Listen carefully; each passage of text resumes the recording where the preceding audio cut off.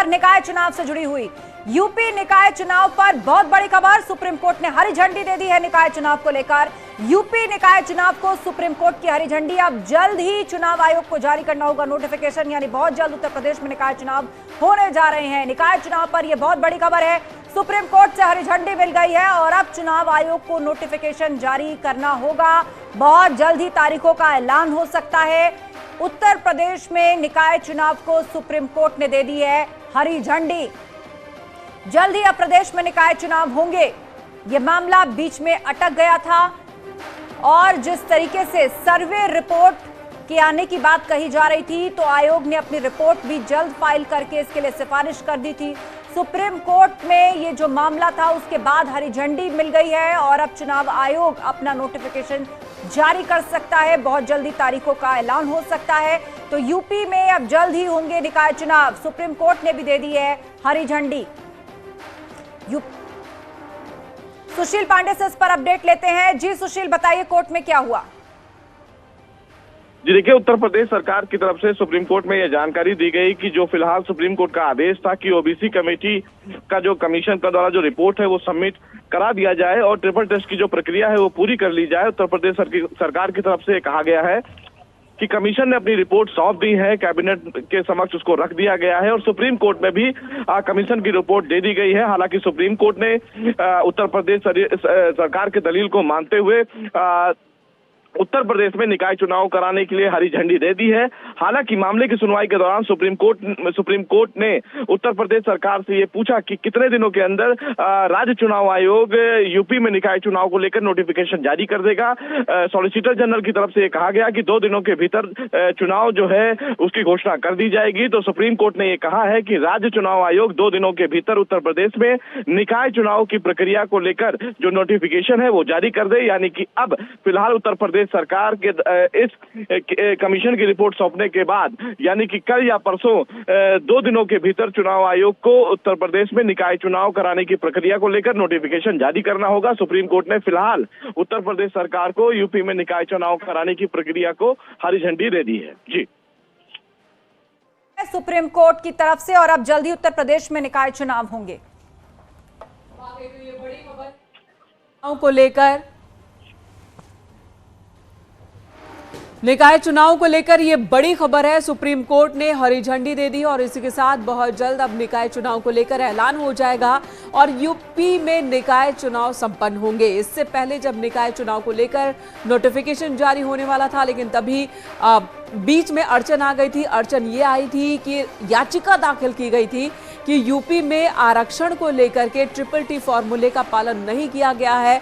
वो triple T formula जो कि सुप्रीम कोर्ट के आदेश के बाद था, जिसके बाद ही सुप्रीम कोर्ट के आदेश पर एक समिति बनाई गई और उस समिति ने अपनी रिपोर्ट सौंपी पहले यूपी सरकार को और यूपी सरकार की ओर से वही रिपोर्ट सुप्रीम कोर्ट को दी गई, जिसके बाद अब ये फैसला लिया गया है। हम आपको बता दें, यूपी में निकाय चुनाव को हरी झंडी इसी के साथ मिल गई है। सुशील पांडे हमारे साथ बने हुए हैं। सुशील बता रहे हैं कि क्या हुआ। सुशील, अब जब हरी झंडी मिल गई है तो कितना वक्त लग सकता है? चुनाव आयोग पहले से ही तैयार था, चुनाव आयोग तो कह रहा था, और अब ये सारी जो प्रक्रिया है ट्रिपल टी फॉर्मूले की वो पूरी हो गई है, तो इसके आधार पर फिर से नोटिफिकेशन जारी करना, सूची जारी करना, उसमें कितना वक्त कैसे लगता है? पूरी प्रक्रिया क्या है? जी देखिए, 2 दिनों के भीतर चुनाव आयोग को अब उत्तर प्रदेश में निकाय चुनाव की प्रक्रिया को लेकर नोटिफिकेशन जारी करना होगा। सुप्रीम कोर्ट में ये जानकारी उत्तर प्रदेश सरकार के द्वारा दी गई है।